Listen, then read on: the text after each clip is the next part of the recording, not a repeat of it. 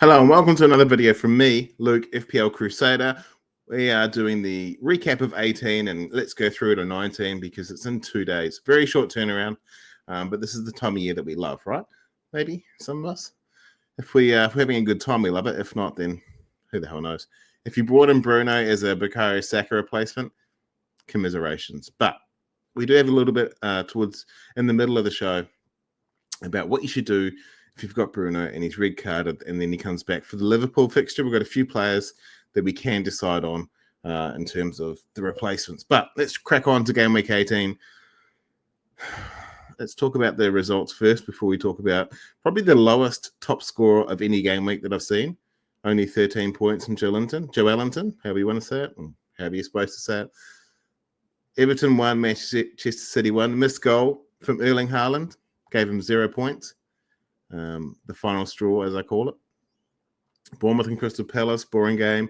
Fulham, the mighty Fulham, finally beat Chelsea after, I think it was 40-odd years, 45 years, I think. 78, 79 since we've beaten them at Stamford Bridge, and we got there with a last-minute win. So congratulations to me and the Fulham fans.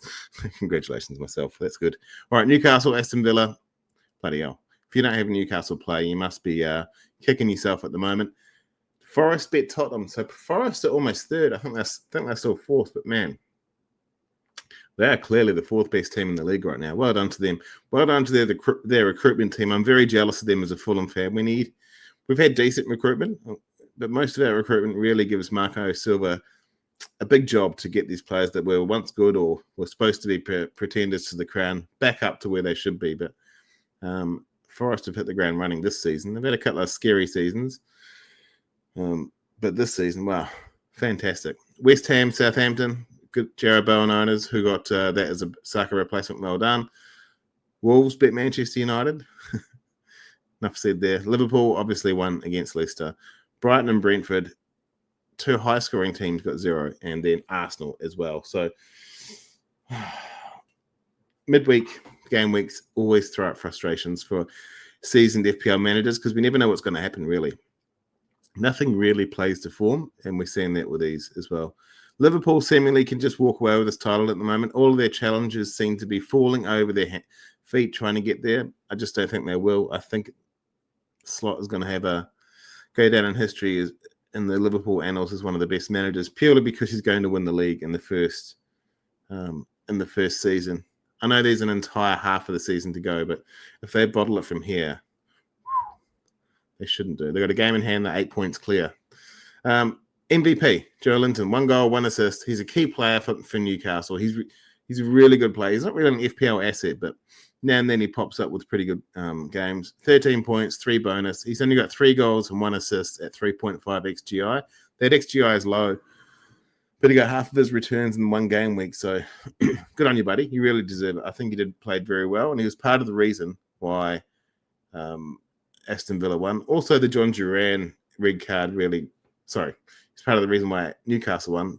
The John Duran red card really hampered Aston Villa, let's face it. They're down to 10 men away to Newcastle, so it wasn't the easiest for them, but it is what it is. Newcastle got the chocolates. The captaincy choices for this week just gone. Over the previous weeks, we've seen 40s, 50s, 40s, 30s for Haaland and Salah together. You're really seeing the decrease in Haaland confidence. He was at home to Everton and only 20% captaincy points or captaincy throughout the FPL community. Salah got 53%. He got the 9 points. That's fair enough. Palmer got 8%, 10 points, and Isak was the next best at 3% at 8 points. For those who have Saka, I'm assuming those are dead teams, or your vice captain's Palmer or Salah, and you're just playing fun. That's Palmer there. That's Harry looked after he lost in a last-minute winner to the mighty Fulham.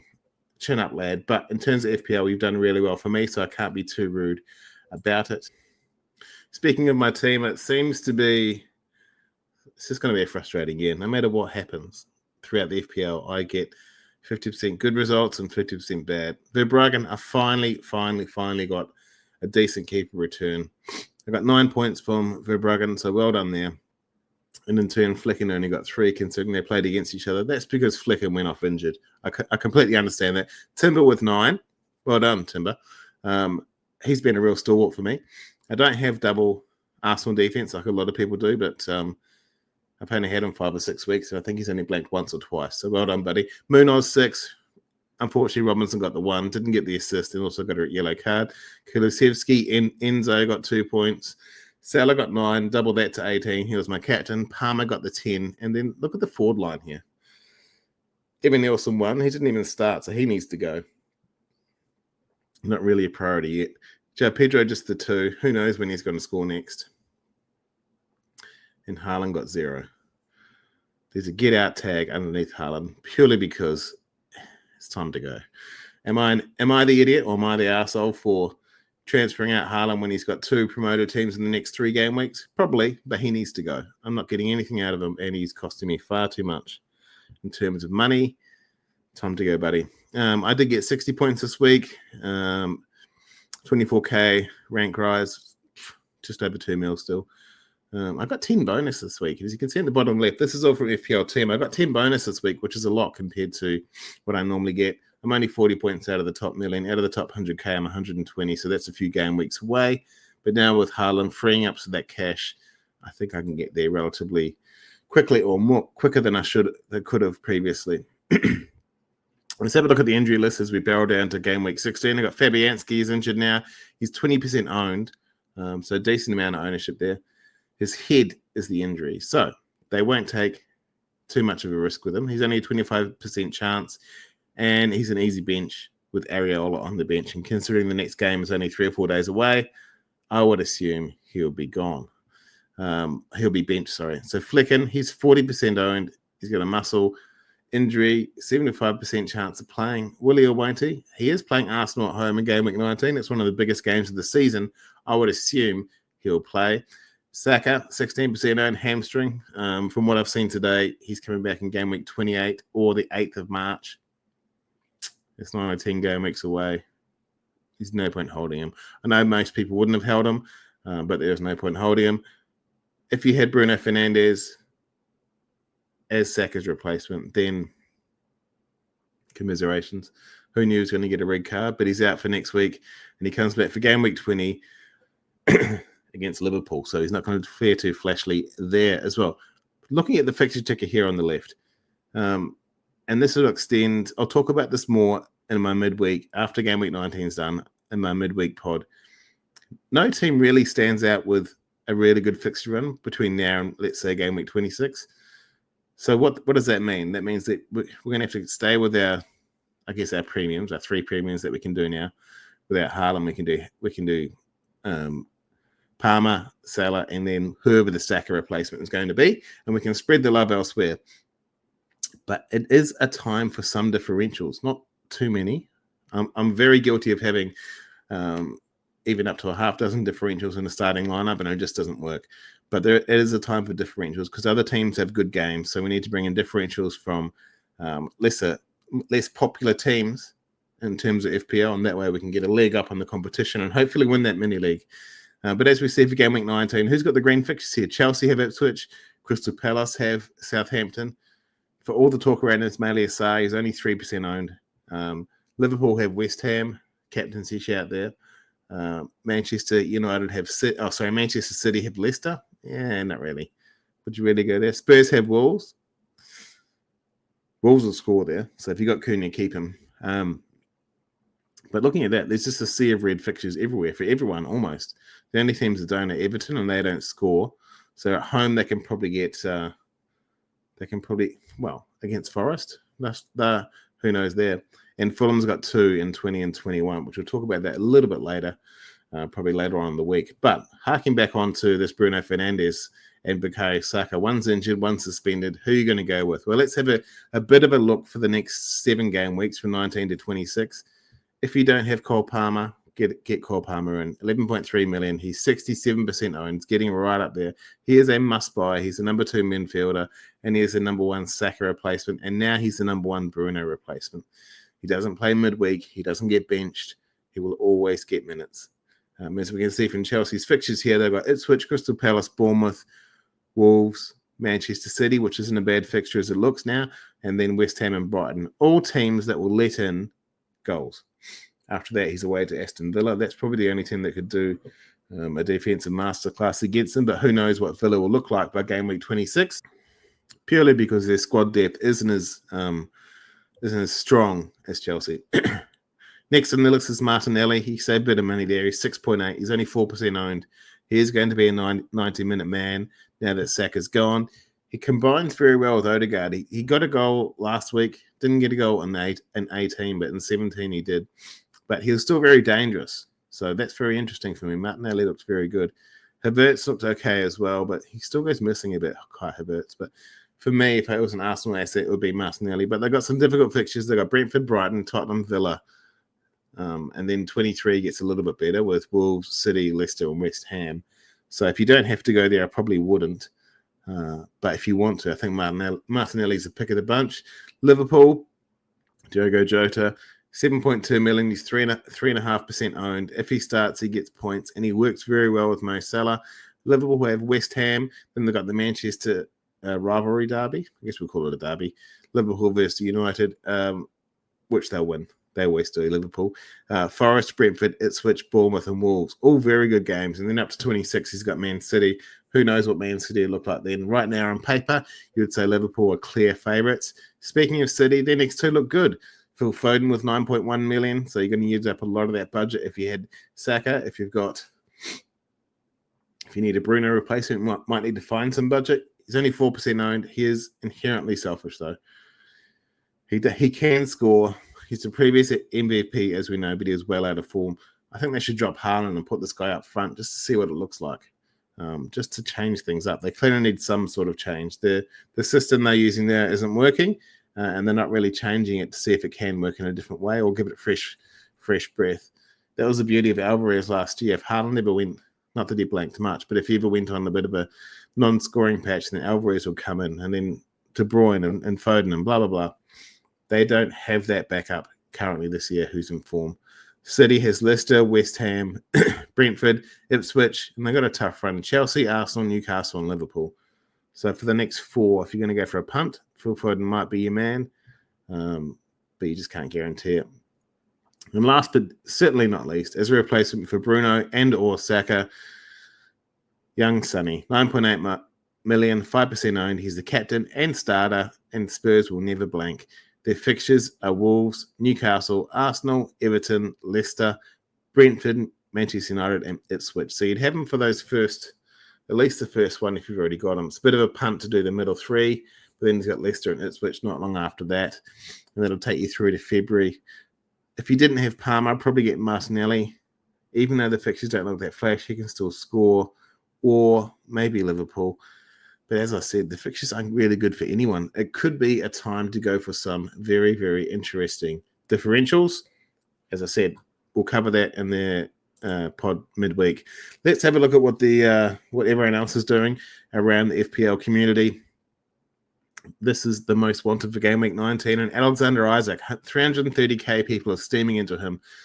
Can't stop scoring. He's a talisman. He's a hero, and he's just amazing to watch.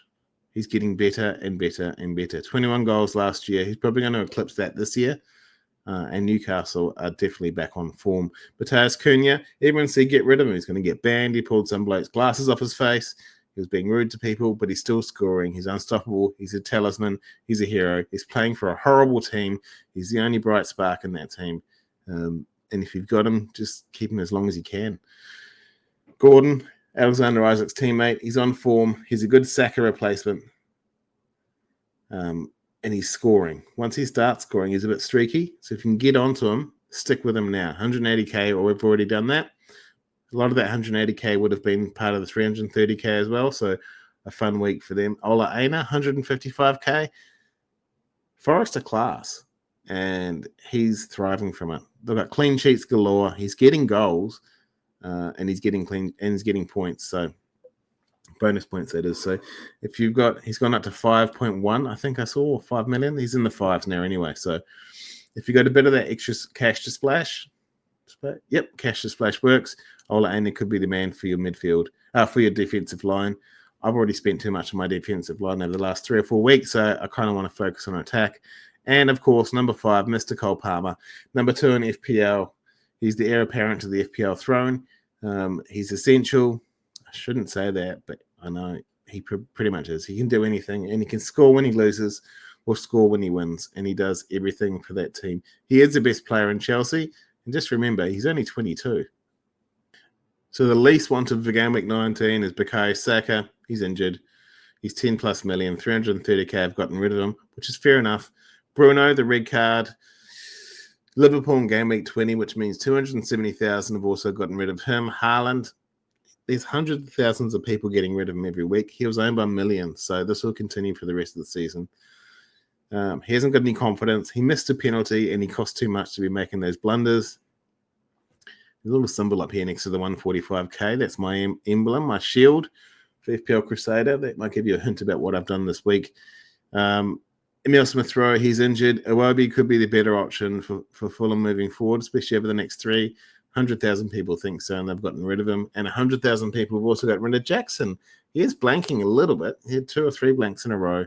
He could be benched during this fixture run. I wouldn't mind betting he's benched for 19. I don't know, but it just feels like he could be. There's no European competition, and Kunku's sitting on the bench, or Jao Felix, whoever it is. They're only 4 million different now. I know 4 million is a lot, but they're only 4 million in between. Jackson might even be 3. Jackson might be up to 8. Don't quote me on that. But Palmer's just the better option. So if you got a bit of extra coin to splash around there, just go with Palmer.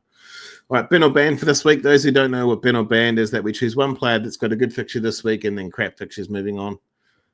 So the choice is, do you either captain this week and keep them, or do you bin them ahead of their bad run and bring in someone who can provide a bit more upside? Son Heung-min, the great Sonny. He's home to Wolves, which is good this week, but Wolves are still playing well. He does have Newcastle and Arsenal in 20 and 21. However, he does get 90 minutes and he gets multiple chances. Spurs will score multiple goals at home. He has 11 goals and assists at 7 XGI. The thing is, he's not young, right? So even though he's a 90-minute man and he's a captain, I could see him being benched this week at home to Wolves easily, and him to come on in the second half and do a bit of a cameo. That's what I would think about this week. For me this week, I'll probably bin him. If you've got him, he's a captaincy chance against Wolves, who can't really defend, especially on the break against Spurs. If he does start, if you get some news, if he does start, he's a captaincy chance, that's for sure. And the Diamond Differential for the week. So my Diamond, I choose one person who's the best differential, is Ismail Assar, home to Southampton. He's a 90-minute man, and he pretty much scores every week when he feels like it. He's only 2.6% owned. I think that's gone up to 3.5%. Don't quote me on that. But considering the amount of gravity we're giving him on the FPL socials, that's very low. 7 goals and assists at 6.0 XGI. Expect that to dramatically increase over the next few weeks. Crystal Palace have not a bad, decent run. But the question is, do you go with him? Do you go with Eze? Do you go with Mateta? My money is on this guy. I've got some $5 million assets I want to get rid of, and he could be right up there with the right people. For this week especially, Ismail Assar, home to Southampton. Here's my Diamond Differential of the week. What happened there? Of the week. Captaincies for game week 19. I've gone with 3. You've noticed Salah's not there, even though he's away to West Ham. We've got Haaland. When will the drought break? Who knows? He's away to Leicester. He's sitting pretty in 3rd place of XGI. This might have been before game week 19 as well, by the way. So don't quote me on this, but he was definitely sitting pretty with XGI. I just feel like once he scores 1 or 2 consistently, he'll be back onto the hat-trick train or just scoring in multiples. But if you don't have him, don't worry about it. If you do have him away to Leicester this week, you have to captain him. Maddison, 4 goals and assists in the last 3 game weeks. He's home to Wolves. Wolves are the kind of team that Maddison can destroy, essentially. He can really make them look silly. And I think I shouldn't say he likes doing it, but I think he enjoys playing against these kind of teams where he gets the freedom to do what he wants. My captaincy choice is Cole Palmer, 3 goals, 3 assists. He's got Ipswich in game week 19. He is the heir to the FPL GOAT, Mr. Mo Salah. So he's got 14 there, as you can see on the far right, 14.3 compared to 15.8 in terms of XGI. Salah's going so good. He's played 1 less game, which is fair enough. But Cole Palmer is my tip for the captaincy this week. Let me know which captains you're going with. I know a lot of people go default Salah, which is fine. I've narrowed the top 3 down to Palmer, Madison, and Haaland, and I'll probably be going Palmer myself. Speaking of myself, let's have a look at my team. The top line there holds set in the hits. I think that's there more for me than you. I'm going to keep that up every week. The hits weren't working out well. I was watching, I think it was Black Box, and it was just Mark. And Mark was talking about how his hits worked out well, and that propelled him up the ladder or down the ladder, whatever you want to call it. It reduced his rank. Mine did the opposite. Mine pushed me out because my hits were admittedly for Wolves and someone else, but it was a bit silly. Mind you, shout out to Mark. How good is Mark doing it by himself? I think that went really well, and it was very interesting. I'm not saying you should keep doing it that way, but he was a bit nervous about it, but I think it worked really well. He's far more coherent than I am on here. I'm more reactive than a planner like Mark is, but I think it went really well. So yeah, what have I done this week? Alexander Isak. Obviously, I've brought him in a bad fixture to bring him in. He's traveling to Old Trafford. That's fine.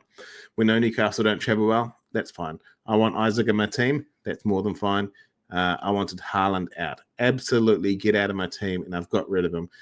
Look at the top, the bank. 6.1 million in the bank. That's juicy, yeah? That's very nice. Everton has been benched because they are at home to Forest. Is that smart? Is that smart? I can see that being a nil-all, to be honest. And Palmer is the captain.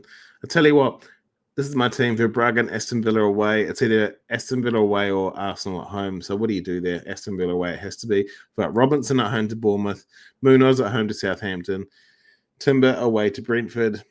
Kulusevski at home to Wolves. And I got the duo of Palmer and Enzo away to Ipswich, which should prove pretty good for us or for my team. Palmer's the captain. Salah's away to West Ham. He's the vice captain. I got Pedro away to Villa. You know, if I bench Pedro, he's going to score, right? I can't bench him. If I bench Evan Nielsen away to Fulham, he'll come to Fulham and score. Isak is away to Manchester United. He starts. I'm thinking about playing 4 at the back now, actually. Just thinking about it. Let me know what you'd do here. I might set out a poll on Twitter soon. Who the hell should I bench? I've got Mikalenko, but he keeps getting bonus after bonus after bonus. Jab Pedro does nothing. Evan Nielsen was benched, so this week he'll probably start, so I'm not going to think about benching him, but I don't see him scoring against Fulham. And then I've also got Robinson there as well, so I don't want him to score. You can see on the bench there as well, McNeil is actually flagged, and we're not sure when he's back, and so is Faze. So my next 2 transfers, or my next transfer next week at least has to be McNeil probably. But also I need to get rid of Pedro and Evan Nielsen. So while I've gotten rid of Haaland, it's freed up some cash, so I think Matt McNeil might have to drive that up, maybe to a Bowen or something. But we'll talk about that midweek. As I said, my rank's 2.09 million. It's gone up 24k from 2.118. Basically, it's a grey arrow. So the team looks okay, but I've got a bit of a benching dilemma. I've got less than 24 hours to decide. So hopefully you can help me with that. That's all from me. Thank you very much for tuning in. I hope you're having a really good time. In between Christmas and New Year's is always really strange. If you're not working, you never know what time of day it is. You never know what day it is, and you never know if you're allowed to have a beer yet.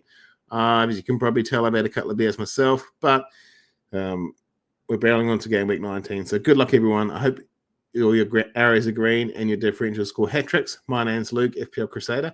Thanks for watching.